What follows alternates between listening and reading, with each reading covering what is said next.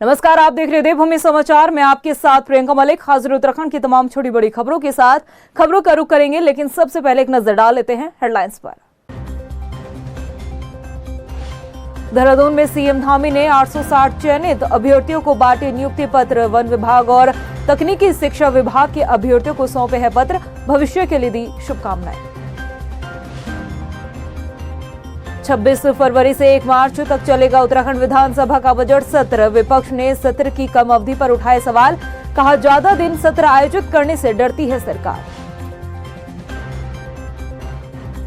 भाजपा के 2 दिवसीय राष्ट्रीय अधिवेशन में लोकसभा चुनाव की रणनीति तैयार। पीएम मोदी ने दिए जीत के गुरु मंत्र। 100 दिनों में अधिक से अधिक युवाओं तक पहुंचने का लक्ष्य तय। और हरिद्वार सीट पर कांग्रेस के कई हकदार। हरदा और हरक की रेस में हेरा बिष्ट ने भी ठोकी दावेदारी। हाईकमान के लिए मुश्किल हुई रहा। हेडलाइंस के बाद बुलेटिन में खबरें विस्तार से। देहरादून में मुख्यमंत्री पुष्कर सिंह धामी ने वन विभाग और तकनीकी शिक्षा विभाग में चयनित अभ्यर्थियों को नियुक्ति पत्र वितरित किए हैं। तकनीकी शिक्षा विभाग में 59 सहायक और इसके साथ ही वन विभाग में 800 से अधिक वन आरक्षियों को नियुक्ति पत्र बांटे हैं। नियुक्ति पत्र देने के बाद सीएम धामी ने सभी चयनित अभ्यर्थियों को शुभकामनाएं भी दी है। देखिए, 996 के आसपास लोगों को आज वन विभाग और तकनीकी शिक्षा विभाग में नौकरी दी गई, जिसमें 90% से ज्यादा उपस्थिति रही।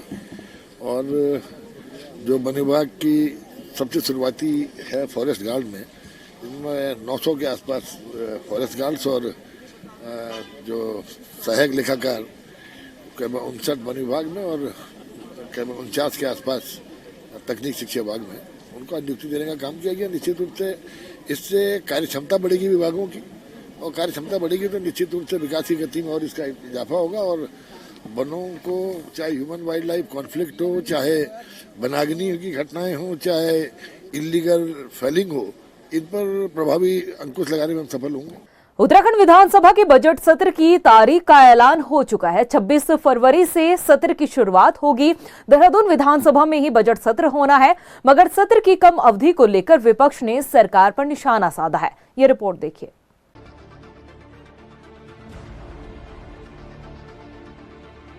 उत्तराखंड विधानसभा के बजट सत्र को आयोजित करने की तारीख का ऐलान हो चुका है। 26 फरवरी से 1 मार्च तक विधानसभा का बजट सत्र देहरादून में आयोजित होगा। बजट सत्र में सरकार वित्तीय वर्ष 2024 और 25 के लिए बजट पास कराएगी। तो वहीं प्रदेशवासियों की नजरें भी लोकसभा चुनाव से पहले पेश होने वाले आम बजट पर टिकी हुई है कि सरकार आम जनता को क्या कुछ सौगात देगी। वित्त और संसदीय कार्य मंत्री प्रेमचंद अग्रवाल का कहना है कि सरकार युवा, महिला और किसानों के साथ ही हर वर्ग का ध्यान रखते हुए इस बजट को पेश करेगी। जो बजट सत्र हम लोग ला रहे हैं वो 26 से और 1 तारीख के बीच में हम लोग विधानसभा का सत्र ला रहे हैं, जो बजट सत्र हमारा होगा। और पहले दिन उसमें महामहिम राज्यपाल जी का भाषण होगा। उसके बाद कार्यमंत्रणा समिति जो तय करेगी, फिर उस दिन हम लोग अपने इस प्रदेश का बजट लाएंगे। विधानसभा का बजट सत्र 5 दिन तक चलेगा। 26 फरवरी को राज्यपाल के अभिभाषण से इसकी शुरुआत होगी, तो वहीं 27 फरवरी को सरकार सदन के पटल पर बजट को पेश करेगी। साथ ही 27 फरवरी से 1 मार्च तक केवल 4 दिन में सरकार राज्यपाल के अभिभाषण पर चर्चा कराएगी और बजट पर चर्चा कराकर बजट पास भी कराएगी, जिसको लेकर विपक्ष ने सवाल उठाए हैं। कांग्रेस का कहना है कि उत्तराखंड में लगातार साल भर के औसत में विधानसभा सत्र आयोजित करने का जो सिलसिला है, उसके ग्राफ में कमी आ रही है। फिर भी सरकार बजट सत्र की अवधि बढ़ाने की बजाय कम कर रही है, जिससे साफ पता चलता है कि सरकार ज्यादा दिन के बजट सत्र कराने से डरती है। समझ से परे है कि आखिर भारतीय जनता पार्टी को सत्र चलने से दिक्कत क्या है। हम पहले दिन से देख रहे हैं कि हमेशा सरकार की कोशिश ये रहती है कि कम से कम दिन सत्र चले, जबकि संविधान में भी अंकित है कि मिनिमम 1 वर्ष में 60 दिन का सत्र होना चाहिए। और उत्तराखंड का औसत पिछले 7-8 सालों से, जब से भारतीय जनता पार्टी का शासन चल रहा है, कभी 14 दिन तो 15 दिन से ज्यादा का औसत नहीं आ रहा है। सालाना सत्र के दिवस बता रही हूँ। तो लोकतंत्र क्या यही है कि जब सरकार चाहेगी डंडे के जोर पर वो सत्र बुलाएगी और जब चाहेगी खत्म कर देगी, कि बिजनेस नहीं है? बिजनेस कैसे नहीं है? 70 विधानसभाओं का बिजनेस आपका बिजनेस नहीं है? तो निश्चित रूप से ये दुखद पहलू है कि भारतीय जनता पार्टी गुरेज कर रही है सत्र लंबा खींचने के लिए। मैं समझता हूँ कि विपक्ष अपनी बात कह सकता है, लेकिन हमने जो कार्य मंत्रणा समिति है उसके माध्यम से तय करना है कि कितना समय किस विषय के लिए दिया जाएगा, और कार्य मंत्रणा समिति में सभी लोग मिलकर तय करते हैं। तो ये कहना कि वही समय कम है, मैं नहीं समझता, क्योंकि आज से पहले भी लगभग इसी प्रकार के आहूत होते रहे विधानसभा के सत्र। उत्तराखंड के लिए वास्तव में चिंता का विषय है कि सत्र आयोजित करने की अवधि में लगातार कमी आई है। जनता से जुड़े जो मुद्दे सदन में उठने चाहिए वो कम अवधि के कारण सदन में नहीं उठ पाते। यहाँ तक कि विधायकों के कई सवालों पर भी चर्चा नहीं हो पाती है। लोकसभा चुनाव से पहले दिल्ली में बीजेपी का 2 दिवसीय राष्ट्रीय अधिवेशन हुआ, जिसमें उत्तराखंड भाजपा के 250 प्रतिनिधि शामिल हुए। राष्ट्रीय परिषद की बैठक में शामिल हुए कैबिनेट मंत्री प्रेमचंद अग्रवाल ने बताया कि आगामी लोकसभा चुनाव को लेकर रणनीति तैयार की गई है। आने वाले 100 दिनों में लाभार्थी सम्मेलन के जरिए देश भर के साथ साथ उत्तराखंड के भी युवाओं को साधने की कोशिश की जाएगी। इसके साथ ही आपको बता दें कि 6 करोड़ युवाओं तक पहुंचने का लक्ष्य तय किया गया है।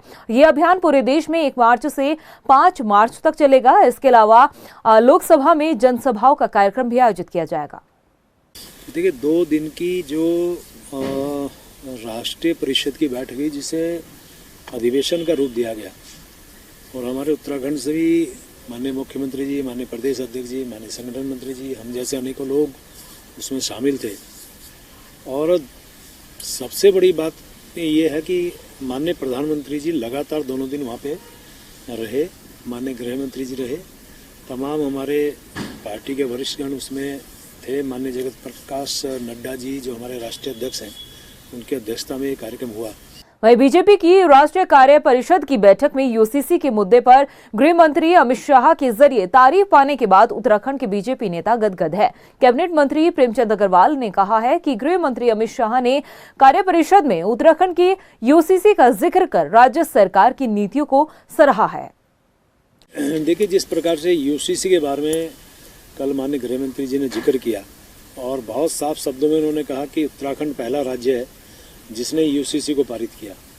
और आप जानते हैं कि माननीय मुख्यमंत्री जी वहाँ मौजूद थे, सभी लोग मौजूद थे, और हम जैसे ही इसका जिक्र आया तो हम तमाम उत्तराखंड वासियों के साथ साथ पूरे देशवासियों ने उसका समर्थन किया।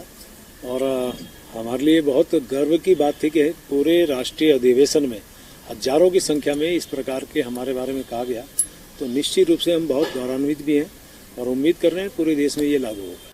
21 फरवरी को मुख्यमंत्री पुष्कर सिंह धामी की अध्यक्षता में कैबिनेट की बैठक होनी है, जिसमें कई मुद्दों पर चर्चा के बाद अहम फैसलों पर मुहर लग सकती है। मंत्रिमंडल की बैठक में बजट के मसौदे को अंतिम रूप दिया जाएगा। इसके साथ ही बैठक में क्या कुछ फैसले लिए जाने हैं, इस पर भी सबकी नजरें टिकी है। कांग्रेस में हरिद्वार लोकसभा सीट को लेकर शुरुआत से ही रार देखने को मिल रही है।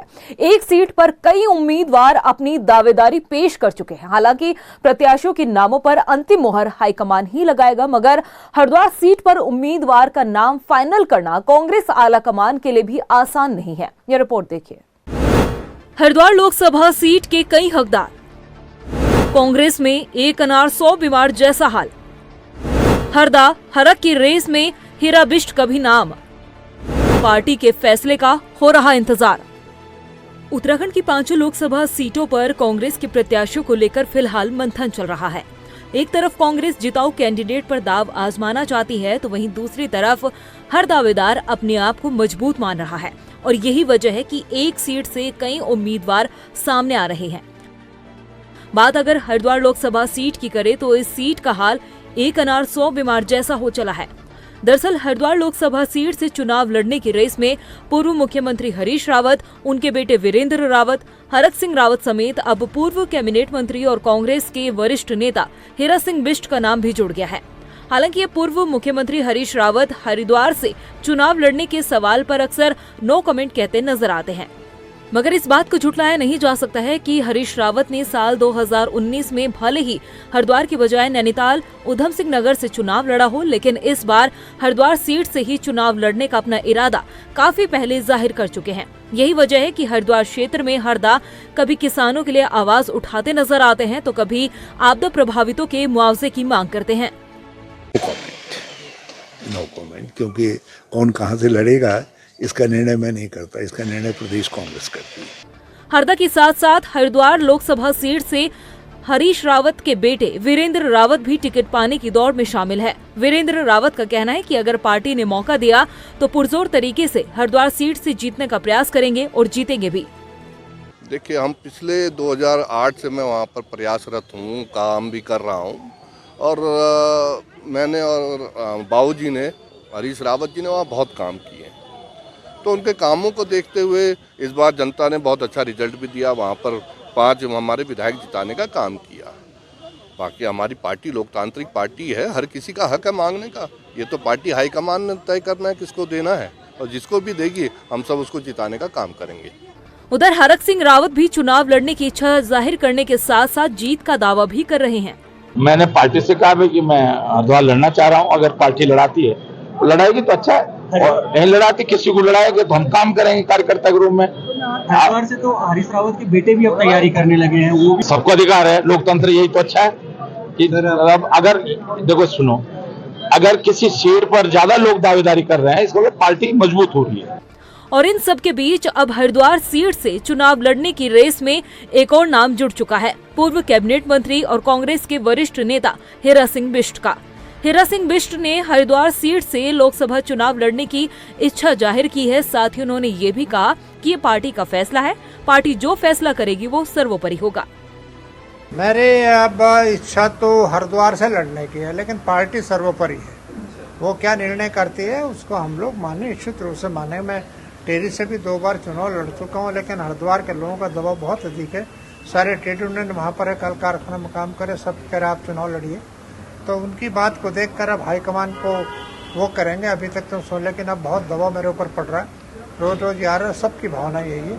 तो उसको जो पार्टी निर्णय करेगी उस तरह से हम लोग काम करें और पार्टी को जिताने का काम करें। पार्टी हमारे लिए प्रायोरिटी है। कांग्रेस पार्टी के तमाम बड़े नेता हरिद्वार सीट से चुनाव लड़ने की तैयारी में हैं। हालांकि अभी पार्टी में टिकट तो दूर की बात, केवल संभावित प्रत्याशियों के नामों पर चर्चा की जा रही है। ऐसे में देखना दिलचस्प होगा कि इस हॉट सीट पर कौन अपना कब्जा जमा पाता है। वहीं महिला कांग्रेस की राष्ट्रीय अध्यक्ष अलका लांबा 22 फरवरी को उत्तराखंड दौरे पर रहेंगी। प्रदेश महिला कांग्रेस अध्यक्ष ज्योति रौतेला के मुताबिक अलका लांबा नारी न्याय सम्मेलन की तैयारियों को भी परखेंगी। इसके साथ ही प्रदेश कार्यकारिणी की बैठक में भी शामिल होंगी। महिला कांग्रेस की राष्ट्रीय अध्यक्ष अलका लांबा जी 22 फरवरी को देहरादून आ रही है। 9:20 की उनकी सुबह फ्लाइट है। 11 बजे वो प्रेस को संबोधित करेंगे सबसे पहले। 12 बजे हमारा एक नारी न्याय सम्मेलन है, जिसमें महिलाओं के बहुत से इशू पे वो लोग वो बात करेंगी। और 3 बजे के आसपास हमारी जो प्रदेश कार्यकारिणी की बैठक है, वो राष्ट्रीय अध्यक्ष जी हमारी जो प्रदेश कार्यकारिणी की बहनें हैं, जिला अध्यक्ष हैं, ब्लॉक अध्यक्ष हैं, उनसे अलग से मिलना चाह रही हैं। तो वो एक बैठक है, उसका तो शाम को उनकी वापसी है। वहीं लोकसभा चुनाव को लेकर परिवहन विभाग ने भी तैयारी शुरू कर दी है। परिवहन विभाग द्वारा चुनाव के दौरान सेक्टर जोनल पुलिस टीम और पोलिंग पार्टी को गाड़ियां उपलब्ध कराना होता है और इस बार चुनावों के लिए तकरीबन 1500 छोटी बड़ी गाड़ियों की डिमांड की गई है। इस बार भी लोकसभा चुनाव में जो हमें जिम्मेवारी दी गई है, जो जिला निर्वाचन अधिकारी हैं उनके द्वारा जो हमें जिम्मेवारी दी गई है, वो ट्रांसपोर्ट व्यवस्था की है। हम तो परिवहन विभाग उसमें काम कर रहा है और हम लोग सेक्टर जोनल मजिस्ट्रेट हों या पोलिंग पार्टी मूव करने के लिए गाड़ी की व्यवस्था करना हो, model of code of conduct के लिए या पुलिस को गाड़ी देनी हो, इन सब चीज़ों में हमारी पूरी तैयारी हो रखी है। लगभग जो हमें लग रहा है कि लगभग 1,500 के आसपास गाड़ियां हमें गाड़ियों की व्यवस्था करनी होगी और इसमें हम लोग लगे हुए हैं। और अभी शुरुआत में हम लोगों ने सेक्टर और जोनल मजिस्ट्रेट को गाड़ी देनी आवंटित करनी शुरू कर दी।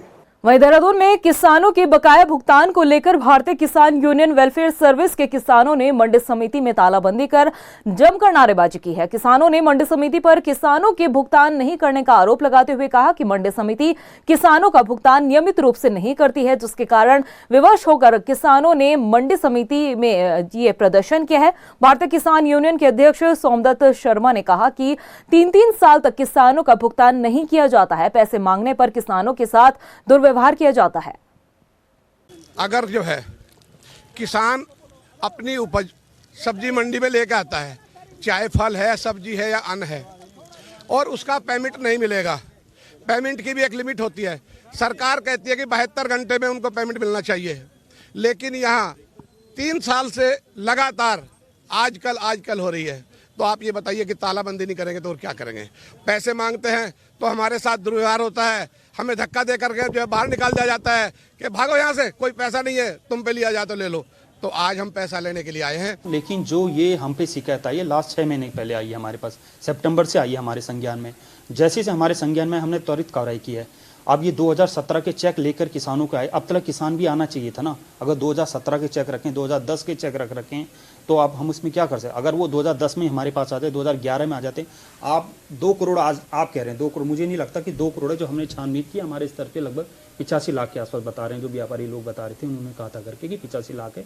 उसमें से 27 लाख उन्होंने किसानों से लेने, 58 लाख की देनदारी है जो टोटली, वो भी अभी हमारे पास ऑन रिकॉर्ड नहीं कि कितना है। मतलब ये जो भी उन्होंने किसानों तो व्यापारियों ने, हमने तीनों व्यापारी को बुला भी रखा है और हमने कई बार कहा कि आपस में आप दे दीजिए करके करिए। तो उसमें से एक व्यापारी सहमत भी हो गया देने के लिए, तो 50% हम लोग भुगतान कर दें करके। वहीं चारधाम यात्रा की एक मुख्य पड़ाव उत्तरकाशी जनपद मुख्यालय की नगर पालिका को बने हुए 50 साल से ज्यादा हो चुके हैं, लेकिन जनपद मुख्यालय में अब तक महिलाओं के लिए सिर्फ 3 शौचालय का निर्माण हुआ है और हैरानी इस बात की होती है कि तीनों शौचालय में ताले लटके हुए हैं। ऐसे में ग्रामीण क्षेत्रों से आने वाली महिलाओं को शौचालय के दौरान काफी परेशानी उठानी पड़ती है। वहीं पालिका के जिम्मेदार अधिकारी स्टाफ न होने का रोना रो रहे हैं। काशी विश्वनाथ की जो नगरी है, यहाँ पर ये 2 धाम पड़ते हैं, गंगोत्री और यमुनोत्री। ठीक है, जैसे नगर पालिका की बात करें तो नगर पालिका में जो है महिलाओं के लिए जो शौचालय बने हुए हैं उसमें ताले लगे हुए हैं। इन अगर तालों को मतलब जो खोला जाए और उनके लिए पूरी व्यवस्था की जाए तो सबसे उत्तम रहेगा महिलाओं के लिए। उधर अल्मोड़ा में उत्तराखंड विद्युत नियामक आयोग द्वारा विद्युत समस्या समाधान का शिविर आयोजन लगाया गया है, जिसमें बिजली की बढ़ती दरें, लाइन और तारों को लेकर जो समस्याएं आती हैं उनकी शिकायतें दर्ज कराई गई और उन पर सुनवाई भी हुई है। आयोग के अध्यक्ष सदस्य द्वारा उनकी शिकायतों के समाधान का आश्वासन भी दिया गया है। आयोग के अध्यक्ष डीपी गैरोला ने कहा है कि जन समस्याओं को लेकर आयोग द्वारा शिविर लगाए जा रहे हैं, जो कि ब्लॉक स्तर तक लगाए जाएंगे। इस वर्ष की जन सुनवाई पहली हमारी हमने यहीं से प्रारंभ किया है और कल हम जो है अलीपुर में करेंगे, उसके बाद टेहरी में करेंगे, उसके बाद देहरादून में करेंगे। तो अभी तक जो इनपुट आपने देखे हैं बस इसी प्रकार के हैं। तो इतना उसे हमारी गोष्ठी होती हैं और हमारे अधिकारी जाते हैं। भले ये पब्लिक हियरिंग हमें टैरिफ से रिलेटेड है, ये यहाँ पर की हमने, लेकिन ब्लॉक लेवल पे हमारे अधिकारी जाते हैं, वो जन सुनवाई करते हैं। वहीं भगवानपुर नगर पंचायत में एसडीएम, तहसीलदार और नगर पंचायत की संयुक्त टीम ने अतिक्रमण करने वालों पर 22,000 रुपए का जुर्माना वसूला है। टीम ने कई अवैध निर्माण ध्वस्त कर ये कार्रवाई की है। एसडीएम जितेंद्र कुमार के मुताबिक अतिक्रमण के खिलाफ कार्रवाई जारी रहेगी। जी, लगातार ये देखने में आ रहा था कि जो भगवानपुर मार्केट है उसमें रेडी और जो दुकानदार भी हैं वो भी अव्यवस्थित तरीके से दुकानें लगा रहे थे और सड़क को बाधित कर रहे थे, जिससे आमजन को काफ़ी परेशानी का सामना करना पड़ रहा था। इसी के दृष्टिगत नगर पंचायत और प्रशासन की टीम द्वारा अतिक्रमण को हटाया गया है और कुछ लोगों के अगेंस्ट चालानी कार्रवाई की। वहीं देहरादून में हैवानियत की हदें पार करने वाला एक बड़ा मामला सामने है, जहां एक युवक पर कुत्ते के 4 बच्चों को तंदूर में डालकर जिंदा जलाने का आरोप लगा है। आरोपी ने एक कुत्ते पर जानलेवा हमला भी किया है। युवक के खिलाफ पशु प्रेमी की ओर से पशु क्रूरता अधिनियम के तहत नगर कोतवाली में मुकदमा दर्ज किया गया है। एक शिकायत थाना कोतवाली पर आई थी कि एक व्यक्ति है जो डॉग्स को जो है मारता पीटता भी और 4 पिल्लों को उसने पहले कोई तंदूर में जला दिया था। चूंकि इस तरह की घटना तुरंत की नहीं थी, पहले का कोई इंसिडेंट बताया गया था और इसके बाद बताया गया कि एक पिल्ले को फिर से उसने अपनी गली में काफी पीटा है बेरहमी से। तो पशु क्रूरता के तहत इसमें जो है तहरीर आई थी, जिस पर मुकदमा दर्ज कर लिया गया। लेकिन अभी प्रारंभिक जांच में जो पहले का इंसिडेंट बताया गया उसमें ऐसे कोई साक्ष्य नहीं आया है। लेकिन जो अभी रिसेंट जो एग्जाम्पल था कि गली में कुत्ते को बेरहमी से पीटना और उसको करना, पशु क्रूरता करना, उसको देखते हुए दोनों एप्लीकेशंस को जो घटनाक्रम था उसके आधार पर मुकदमा दर्ज कर लिया गया। अल्मोड़ा स्थित सोबन सिंह जीना विश्वविद्यालय में आयोजित सेमिनार में जलवायु परिवर्तन के कारकों पर मंथन किया गया। विश्वविद्यालय के कुलपति ने कहा है कि जीबी पंत पर्यावरण संस्थान, कटारमर, आईआईटी बॉम्बे, आईआईटी कानपुर, खगरपुर और देश के अन्य शीर्ष संस्थान आपस में मिलकर उच्च हिमालय क्षेत्र में स्थित ग्लेशियर और झील का अध्ययन कर जलवायु परिवर्तन के कारणों को समझ रहे हैं। आज जलवायु परिवर्तन पूरे देश की नहीं, पूरे विश्व की समस्या है और ये क्रम अगर इसी तरह चलता रहा, इसी तरह परिवर्तित होता रहा और हमने इसे रोकने की कोशिश नहीं की, बहुत जल्दी हम एक बहुत बड़ी समस्या से घिर जाएंगे। पूरी मानव सभ्यता ही नहीं, नहीं बल्कि पूरी जीव जंतुओं की जो डाइवर्सिटी वही खत्म होने के कगार पर आ जाएगी। तो हमको अब जो सिखाना है अगली पीढ़ी के लिए धरोहर के रूप में, उनको ये दिखाना है कि इस जलवायु परिवर्तन की गति को कम कैसे किया जाए और जो इनके कारण हैं उनमें से क्या कमी की जा सकती है। जिला शिक्षा एवं प्रशिक्षण संस्थान लोहाघाट में आखिर शासन ने 6 साल बाद प्राचार्य की नियुक्ति कर दी है। डाइट लोहाघाट के प्रभारी प्राचार्य दिनेश खेतवाल ने बताया कि लगभग 6 साल से संस्थान प्राचार्य के बिना चल रहा था, लेकिन शासन ने डाइट डीडी हाट के हरक राम कोहली को प्राचार्य के पद पर नियुक्त किया है, जो इसी हफ्ते अपना पदभार ग्रहण करेंगे। लगभग 6 साल बाद मुझे यहाँ तक संज्ञान आ रहा है, क्योंकि पहले इससे पहले साकी थे, कैलाशचंद साकी थे, उनके रिटायरमेंट के बाद प्रभार नहीं चलता रहा। सर पूर्णकालिक प्राचार्य आने से संभव मतलब निश्चित तौर पर बहुत हम अपेक्षा भी करते हैं और संस्थान में एक जो कार्य व्यवहार है, वर्क कल्चर है, उसमें सुधार देखने को मिलेगा और उनके पास निर्णय लेने की क्षमता और साथ ही साथ जो डीडीओ का प्रभार, वित्तीय प्रभार जो जिसके लिए हमें फाइलें ले जानी होती थी और कभी डबल साहब कभी ऐसी दिक्कतें जो आती थी वो नहीं होंगी। वहीं चंपावत जिले के लोहाघाट डाइट में क्षेत्र के उद्योग और उद्यमियों को बढ़ावा देने के उद्देश्य से उद्योग विभाग द्वारा 2 दिवसीय स्टाम्प अप बूट कैंप का आयोजन किया गया। डीएम नवनीत पांडे ने इस कैंप का शुभारंभ करते हुए क्षेत्र के उद्यमी और जो छात्र छात्राएं हैं उनसे कैंप का लाभ लेने की अपील की है। इस कैंप में आए मास्टर ट्रेनर द्वारा उद्योगों से संबंधित कई तरह की जानकारी दी जा रही है, जो किसी भी स्टार्टअप के लिए लाभकारी साबित होगी। उद्योग निदेशालय द्वारा स्टार्टअप्स को प्रमोट करने के लिए बूटअप कैंप का आयोजन किया जा रहा है। इसी क्रम में जनपद चंपावत में डाइट लोहाघाट में ये 2 दिवसीय कार्यशाला वर्कशॉप जो है उसका आयोजन यहाँ पे किया जा रहा है। इसका जो प्रोग्राम है आज और कल 2 दिन का जो ये बूट कैंप का प्रोग्राम है, इसमें सरकार की मंशा ये है कि हम एक उद्यमी अपना विचार बनाए, एक माइंडसेट बनाए। वहीं मसूरी में करोड़ों रुपए की किट्टी घोटाले में शामिल आरोपी बबीता नोटियाल को पुलिस ने देहरादून से गिरफ्तार कर लिया है। बताया जा रहा है कि पिछले कई सालों से मसूरी में किट्टी पार्टी के नाम पर करोड़ों की ठगी कर फरार हो गए थे, जिसके बाद स्थानीय लोगों द्वारा पुलिस को शिकायत की गई और अब पुलिस लगातार आरोपियों की तलाश कर रही थी, जिनमें से एक आरोपी को पहले गिरफ्तार कर लिया गया था। एक हमारे यहाँ पर NBW माननीय CGM कोर्ट से जारी हो रखा था, जिसमें एक बबीता नोटियाल नाम की एक लेडीज कई सालों से वांटेड चल रही थी और काफ़ी प्रयास भी किए गए पहले भी, लेकिन वो गिरफ्तार नहीं हो सकी थी। तो आज हमने इसको गिरफ्तार कर लिया है और माननीय न्यायालय के समक्ष पेश कर रहे हैं। ये पता चला कि ये किट्टी वगैरह का कार्य करती थी और काफ़ी लोगों के साथ धोखाधड़ी करके करोड़ों का उसने गबन किया है। वह रुद्रपुर के लघु व्यापार मंडल ट्रांजिट कैंप की ओर से फुटबॉल मैदान में 7वें सामूहिक विवाह का आयोजन किया गया, जिसमें तमाम साधु संत और गणमान्य लोगों ने विवाह समारोह में पहुंचकर नव दंपति को अपना आशीर्वाद दिया और उनके उज्जवल भविष्य की कामना की है। सामूहिक विवाह के सर्व व्यवस्था प्रमुख भारत भूषण चुग ने कहा कि ये बड़े सौभाग्य का विषय है कि 41 नवविवाहित जोड़े वैवाहिक बंधन में बंधे हैं। उन्होंने कहा कि सभी लोगों के सार्थक प्रयासों से ये शुभ कार्य संपन्न हुआ है। प्रदेश की खबरों में इतना ही, फिर हाजिर होंगे कुछ खास खबरों के साथ। तब तक के लिए मुझे दे इजाजत, नमस्कार। देहरादून में सीएम धामी ने 860 चयनित अभ्यर्थियों को बांटे नियुक्ति पत्र। वन विभाग और तकनीकी शिक्षा विभाग के अभ्यर्थियों को सौंपे हैं पत्र, भविष्य के लिए दी शुभकामनाएं। 26 फरवरी से 1 मार्च तक चलेगा उत्तराखंड विधानसभा का बजट सत्र। विपक्ष ने सत्र की कम अवधि पर उठाए सवाल, कहा ज्यादा दिन सत्र आयोजित करने से डरती है सरकार। भाजपा के 2 दिवसीय राष्ट्रीय अधिवेशन में लोकसभा चुनाव की रणनीति तैयार। पीएम मोदी ने दिए जीत के गुरु मंत्र, 100 दिनों में अधिक से अधिक युवाओं तक पहुंचने का लक्ष्य तय। और हरिद्वार सीट पर कांग्रेस के कई हकदार, हरदा और हरक की रेस में हीरा बिष्ट ने भी ठोकी दावेदारी, हाईकमान के लिए मुश्किल हुई रहा।